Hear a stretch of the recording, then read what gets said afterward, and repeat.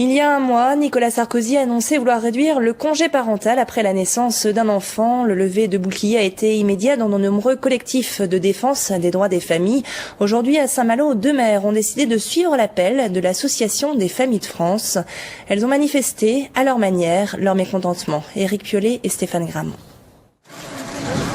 Ces Malouines sont mères de familles nombreuses. Elles distribuent des tracts aux promeneurs accompagnés de leurs enfants pour les alerter sur les récents propos de Nicolas Sarkozy. Le 13 février dernier, il déclarait vouloir réduire le congé parental, le considérant comme un gâchis pour les femmes en les pénalisant dans leur carrière professionnelle. Je trouve complètement irrespectueux qu'ils disent que ce soit du gâchis, que l'on reste à la maison pour s'occuper de nos enfants, qui seront quand même l'avenir de la France aussi. Et je pense que ça fait partie du bon sens humain que de s'occuper d'un enfant au moins jusqu'à 3 ans. Elle cite un rapport de l'INSEE selon lequel 75% des familles ont choisi librement le congé parental de 3 ans. Ce dispositif s'accompagne aussi d'une aide matérielle qu'elle juge essentielle. Je constate autour de moi que c'est un système qui a permis à de nombreuses femmes de franchir le cap du 3e ou du 4e enfant.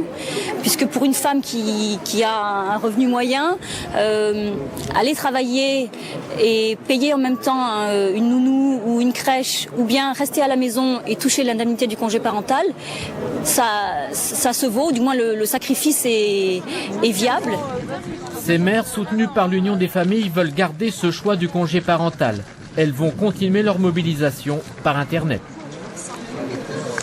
Et à toutes les femmes, je dis bonne fête, puisque ce 8 mars marque la Journée internationale de la femme. Nous avons choisi de vous en présenter une, à la fois artiste, mais aussi investie dans la politique.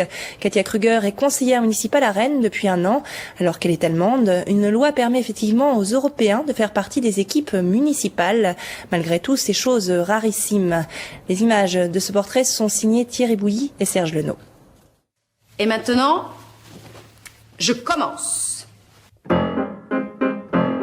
Meine Herren, heute sehen Sie mich Gläser abwaschen und ich mache das Bett für jeden.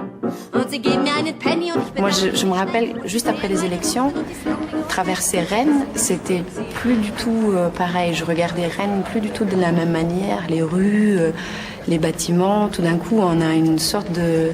Ouais, on se dit, tiens, je fais vraiment, vraiment partie de cette ville. J'ai une responsabilité. Là, finalement... ça y est, je suis à un endroit où, à petite échelle, je peux faire bouger peut-être des choses. L'engagement politique, Katia l'a toujours eu dans le sang, une sorte de flambeau que l'on se transmet chez les Kruger. C'est donc naturellement qu'elle va frapper à la porte du Parti communiste quelques années après son arrivée en France. Aujourd'hui, elle est conseillère municipale, ou disons plutôt chargée de mission sur la question des diversités culturelles, car Katia a beau être élue, sa nationalité allemande la prive de certaines fonctions.